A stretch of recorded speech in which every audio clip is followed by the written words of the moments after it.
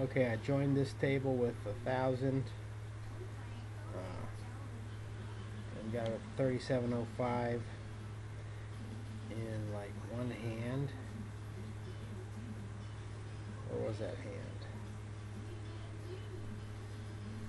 I had a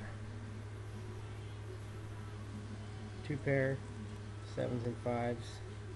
So I turned my 1,000 into a 3710. But then, following the advice of Doyle Brunson, who says you should always play suited connectors. Let's see how this one turned out. Okay, I had an 8-7.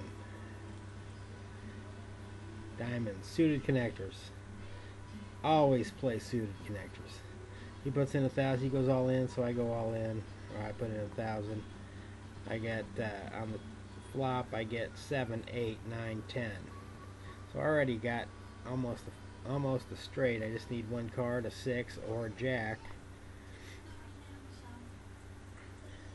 I don't know why he went all in. Well, I guess a pair of kings. But see, I have suited connectors. So I've already got the upper hand. King comes up, 6 comes up, 6, 7, 8, 9, 10. There's my straight. They have nothing, they have nothing. They're in 3,000.